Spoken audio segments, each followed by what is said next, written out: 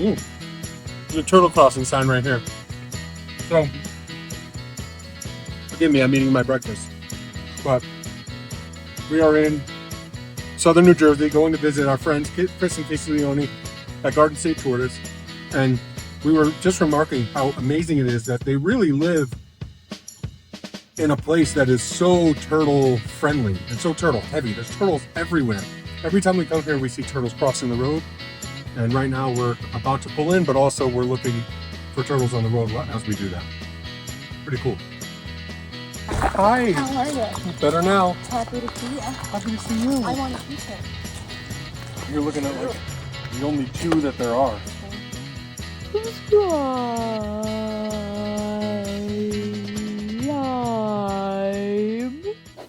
What's up, everybody? Welcome back to Just Turtles. I'm super excited to have you here with me at one of my favorite places in the world, Garden State Tortoise in southern New Jersey, the place owned and operated by my good friends Chris and Casey Leone. They're doing amazing things with turtles and tortoises, for turtles and tortoises. You already know that. But coming back here is always a treat because every time I show up, something's different. And usually a lot of things are different. They're always working. They're so dedicated to their craft. The amazing outcomes that you see here are a testament to their hard work and passion for what they do. And I'm just honored to be able to be here. And I'm excited to have you with me. We are hanging out with two turtle legends, two of the most famous turtles you'll ever meet. Now, when we were here just in January, I was happy to show Otis, my buddy here, who was all about me, biting me. But right now, he's all about someone different. This is Rockalina. The female superstar Rockalina. That's right. She's also a box turtle. What's very interesting about Rockalina is she was somebody's pet for 50 years, and she just lived on a kitchen floor, a tile floor, eating cat food. She came here, her beak was incredibly overgrown, her nails looked like crazy. People gave up on her. But Chris and Casey from Garden State Tortoise gives every animal a second chance, and they went a long way and brought this turtle back from the brink of death. They kind of remind me of you and I, you know? He's like big and pretty, and she's small and ugly. She's a little homely, but there's a lot to like there. But yeah, she's sweet. She's got a good personality, and she's a pretty good video editor right here. Love you. A small part of me wants to try to pick up Mickey. I've been coming here. I've been visiting Chris and Casey for just about almost as long as they've had Mickey. They've had Mickey for 11 years. Mickey's an Aldabra giant tortoise you've seen on the channel before. And I come down here every year and I pick Mickey up, and it's a nice little challenge. But I'm not really feeling up to it today because I'm feeling a little weaker than usual, and Mickey's looking a little rounder, a little larger and more in charger than usual. So I'm going to leave her alone, I think. But besides maybe a nice butt scratch. Look at you. Do you like this? Chris, how much you weigh? She's got to be 100 now, you know. 100? Last time we weighed her, she was 88.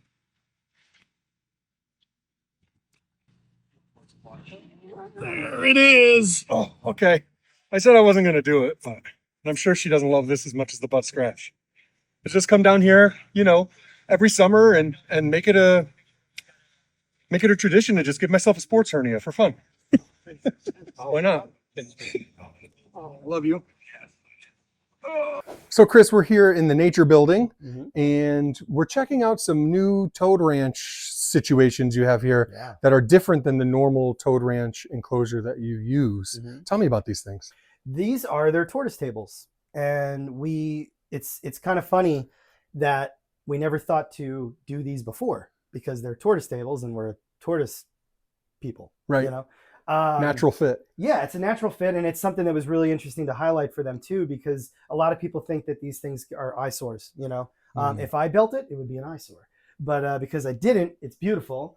Toad Ranch makes amazing stuff, and these are really, really nice because you can also, like, you know, there's different specs you can do, you know, and these two particular groups, the Tunisian tortoises, which is Testudogryca nebulensis, and the Tripolitanian tortoises, which is Testudogryca tripolitania, they are perfect candidates for this kind of indoor keeping in the Northeast or Mid-Atlantic region because they just don't seem to get with the picture living outside.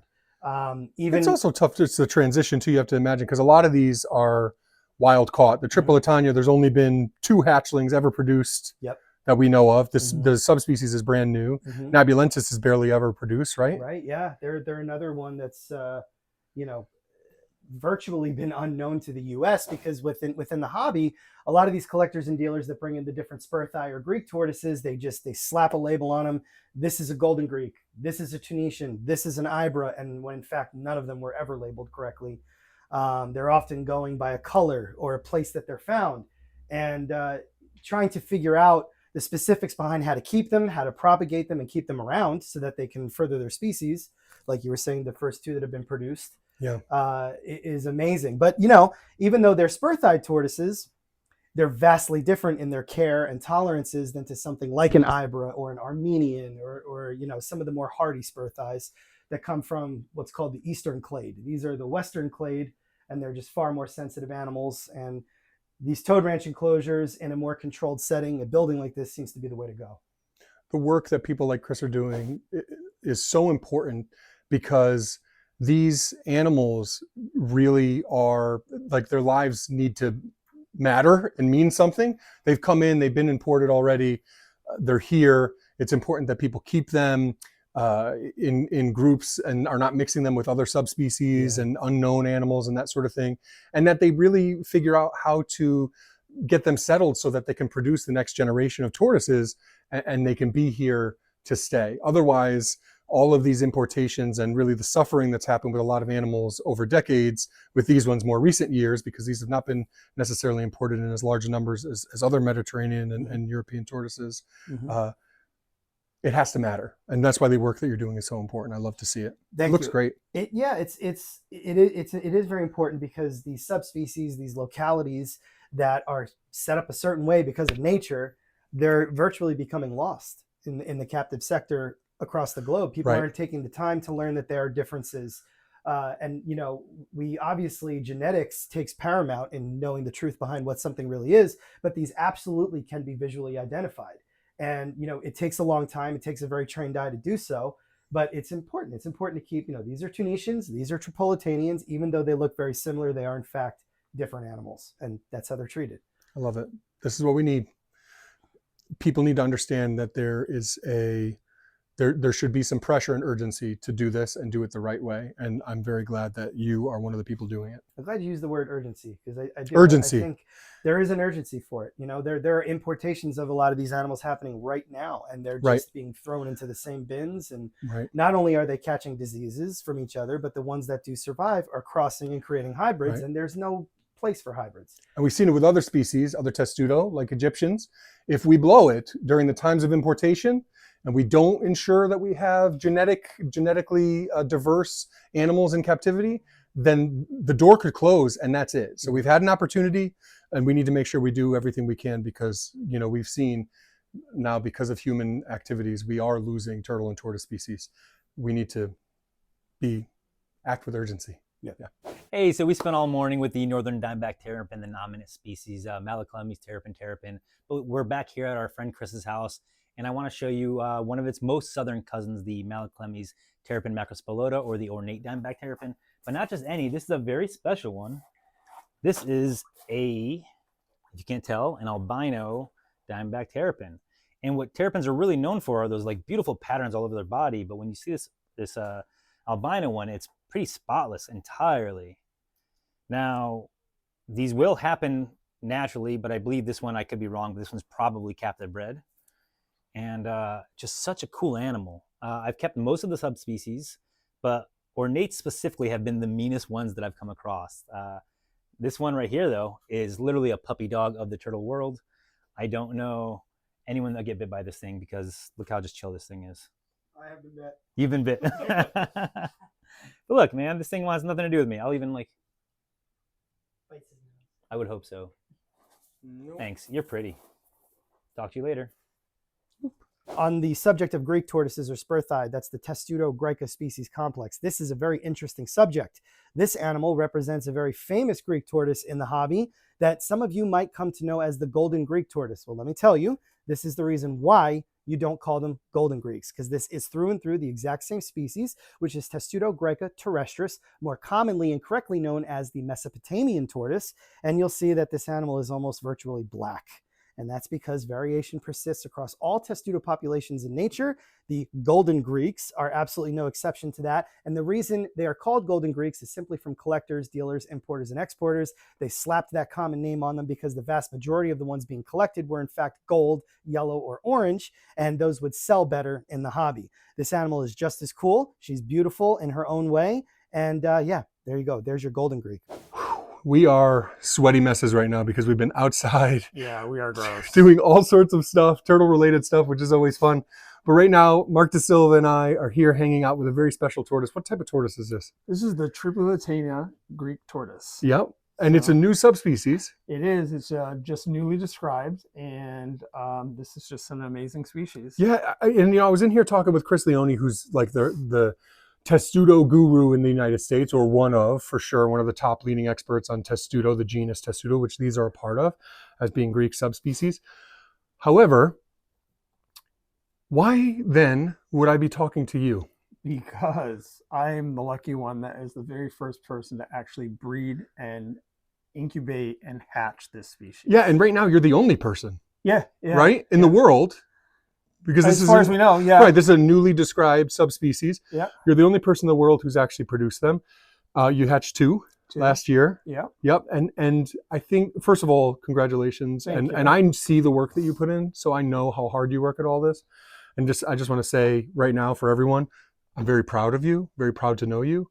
But also, I hope that we could watch this video 5-10 years from now, and there are dozens of people who have accomplished that. Yeah, that's the most important thing. We are trying to collaborate with people like Chris Leone, Andrew Hermes, and a few others that actually have this species in their collection that they are trying to breed. Yeah. So that we can create F1 populations that can create F2 populations. I love it. Create breeders who can create breeders. Yeah. Love it.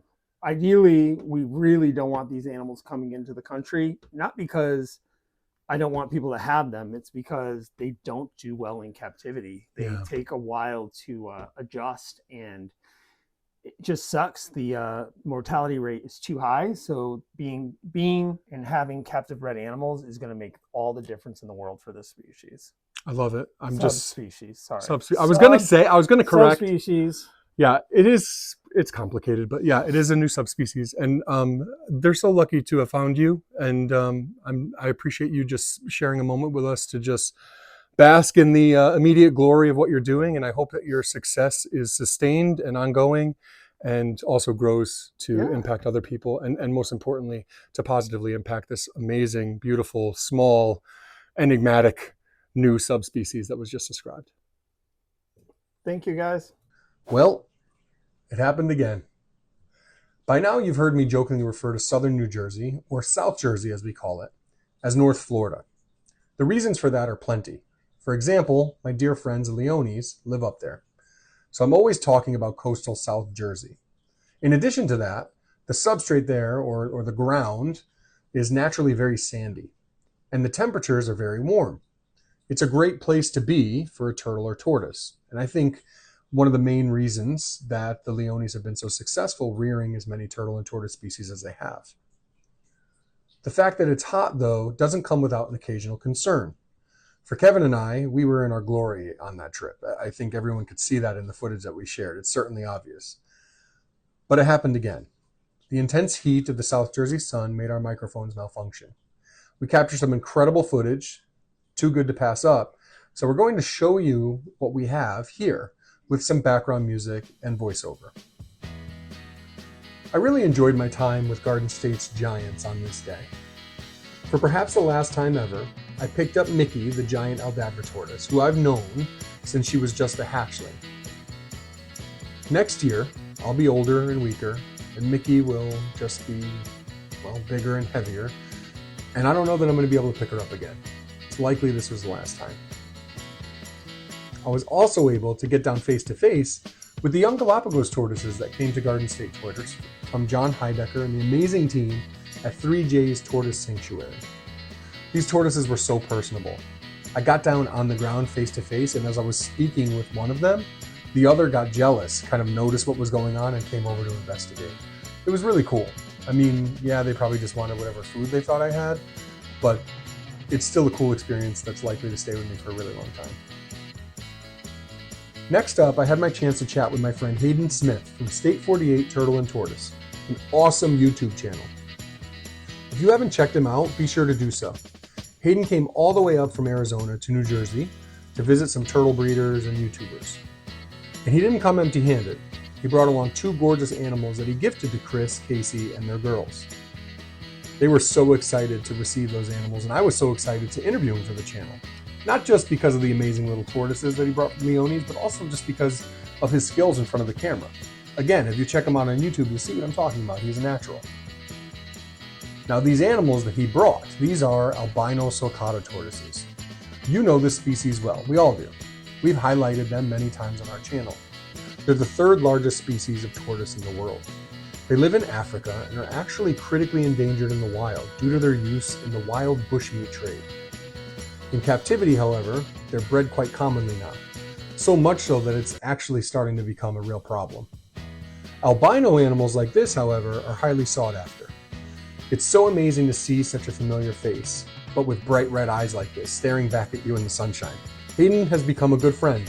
We look forward to collaborating with him when we make it back out to Arizona in the fall. Next up, we're going to need a bigger boat. Chief Brody and I needed to spend a little time together, understandably. Chief Brody is the large alligator snapping turtle that lives at Garden State Tortoise. And for this clip, I chose to interview my good friend Chris Drake. Chris is from Texas, and he drove all the way up to meet us and hang out. So we had someone who came up from Arizona and someone who came up from Texas. Pretty cool. Not to mention there was also somebody who visited from the UK as well, so she had both of them beat. But Chris Drake is a volunteer in Houston, where he works with other biologists to trap and monitor a population of alligator snapping turtles, like Chief Brody, in the wild. During the Great American Turtle Chase, that whole situation where I went from northern Florida, Jacksonville, Florida, on the coast, all the way across the country to Los Angeles, in search of turtles and tortoises, as many as we can find. We found several dozen different species. Chris Drake and I were actually able to get into the water together to attempt to trap alligator snappers in the wild. Chris is a true turtle hero, and I'm honored to know him and the team that he works with in Houston, including our friend Eric Muncher, an amazing turtle hero himself, who I've known for many years actually. Chief Brody didn't like that I was bothering him, and although we were able to give him a quick health check, which was a positive, he didn't want to be out of the water, and we didn't want to keep him out for too long. Chris Drake, at the same time, didn't like being on camera, and really both of them probably willed these clips into not being usable or salvageable. While it hurt that these amazing clips didn't come out the way that we hoped they would, seeing them again reminded me of the amazing time we had together in the hot Jersey sun, talking about the animals we love and how we can work together to make the world a better place for them. If we're going to be successful, we have to work together and support each other. And here's a great example how on just a random day, people from around the world came together to share their love for turtles and try to make a small difference any way they can.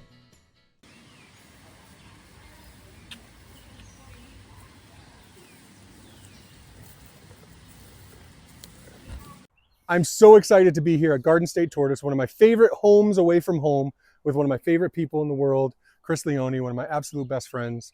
Chris, every time I come here, everything seems to shift around, or maybe not everything, but there's always some things that shift around. Yeah.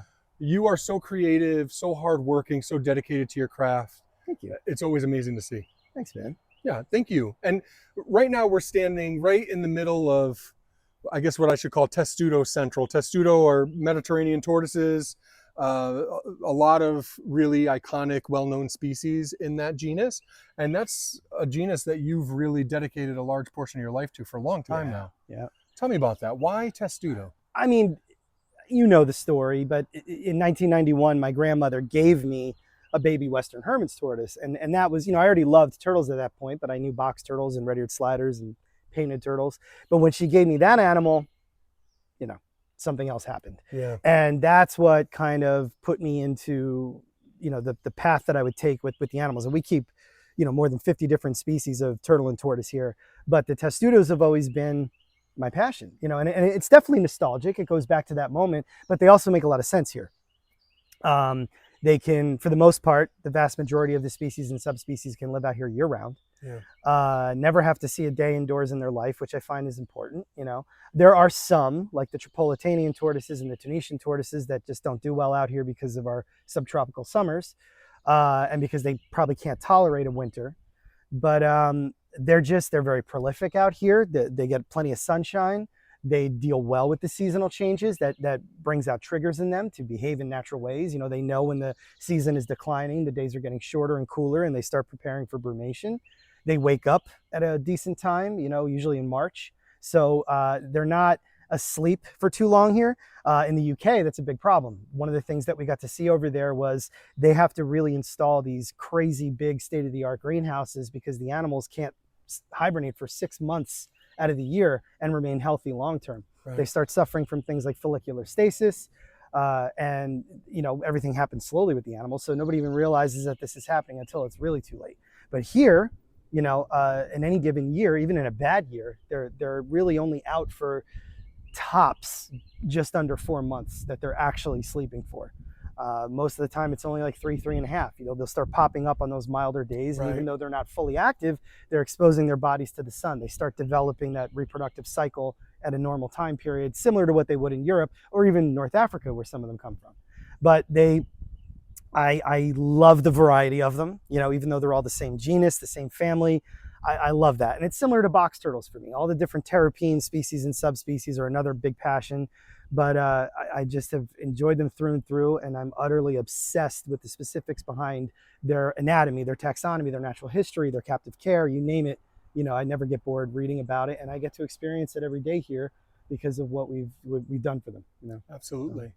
What do you think is the most rewarding part of working with them? That's a really, really good question.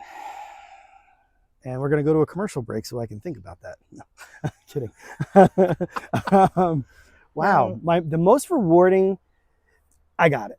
The most rewarding thing for me with them is it makes me feel like a kid again. Because not to go through the whole story, because Casey says I've told this way too many times, but when I got that baby tortoise, it was 1991. You know, I was very young. I was only 9 years old. And my grandmother had just come home from Italy. And she gave me this tortoise, and I will never forget that feeling. You know, I didn't even realize it was alive yet. You know, she was holding it in a little box with air holes, plastic box, and she handed it to me, and I said, "Oh, wow, thank you, Grandma." I thought it was a little porcelain turtle that she brought back, a little figurine, and then it turned its head. You know, and I will never, ever forget. I'll never forget the feeling of seeing it for the first time. I'll never forget learning that there are species of turtle and what's a tortoise from another country, another part of the world, and I will never forget what it was like to lose that animal. Only 1 year, because I didn't know what I was doing at the time, one year into having that animal, we lost it. And I just became, you know, again, obsessed with how can I get this back? How can I get that animal back? How can I do better for them? And get that feeling. Yeah, so I learned a hard lesson at a young age, but I think a lot of us did keeping turtles or any animal, you know.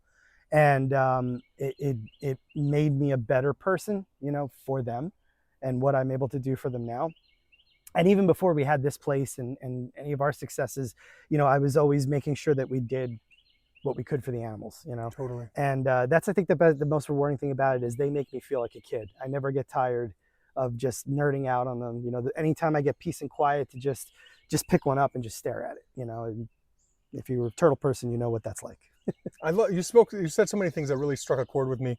When I do my educational talks with younger kids, I always see this spark, and I don't know if the spark is ever as strong as it was with you at that age, but then kids get a little bit older, and now my older daughter is starting to move into that, and they're worried about what other people think and being cool and all of that. But then we become adults, and we start to chase that meaningful moment that we have when we're young. So when you said like chasing that feeling of you know, that porcelain tortoise turning its head and saying, "Oh my gosh," you're still chasing that feeling. Yeah. And it builds on itself over time, but it gets really large. And I think a lot of people see the amazing work that you're doing. I have maybe as many animals as you do. It's close, probably. It's a lot of animals.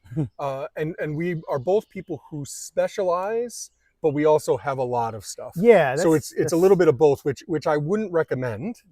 right? Yeah. So what words of wisdom do you have for people who are getting started and are looking at this big world of turtles and tortoises and saying, what's right for me and how should I go about getting this off the ground? I mean, I would say if you don't already have an experience, like I just said, you know, where that will affect you forever and ever. And you're just, you know, you want to do it, you know, you want to give part of your life to these animals, your property, you know, whatever it is you want to do the research on the animal that's going to work best for your environment. Okay. Because let me tell you right now, when you hear an animal is endangered, that's not cool. That doesn't make the animal cool. That's not a good situation for the animal. The animal's endangered for a very bad reason. So yes, all the collectors, and this even goes for the conservation organizations and the zoos, they all covet these rare endangered animals. And in truth, they need to be worked with the right people. Absolutely. And in some cases, captive reproduction is the only way that's ever going to truly save them in the future. But you don't have to get an animal just because it's endangered or just because it's rare. What needs to be rare is your passion for it, because a lot of people you will meet just want to get as much as they possibly can. And now you might look at me and Anthony and say, well, hold on, you're being contradictory. You've got everything. A little bit of a different story here. Okay. We play rescue. We are a conservation hub. We are a preservation facility, and we're trying to do it all. And we're also opening our home to animals that other people wouldn't give a shot to. He's doing monumental work with a lot of species that are both endangered and maybe aren't endangered, but that they just make sense. There's also theories on, should we save the endangered species or should we go after the painted turtle, the turtle that's doing well? There's truth in both sides. To keep them, you know, yeah. Our Diamondback Terrapin project is aimed at keeping the population stable. It's probably not going anywhere. They're not endangered here. There are probably millions of them in these waters around us. But if we don't keep it stable, it will start declining. So that's where we intervene with the state's permission and we do what we do. But I would personally say, don't rush into it. Make friends. Get involved in the community, figure out what you like. Maybe it's based off looks at first, but then compare it to, is it going to do well in my area? Okay, maybe it won't, but can I still provide for it in an artificial indoor setting? And then I still am doing good for the animal. So first and foremost, my advice is always to, you know, here, you don't have to do what I'm doing, but the testudo really work in the mid-Atlantic region because they could stay outside year round. At least most of them can. You know, but if you live in Florida and you love giant tortoises, there's no better place than there for them, really. But if you do have that moment, if you do have that young person moment that changed you, chase that species if you can, if it's legal. You know, if it's a bog turtle, maybe don't chase it. You know, that's true. Don't chase bog turtles. Yeah. You heard it here. Remember it. Tell your friends. Hit subscribe, join the crew. Just Turtles. There's always something new.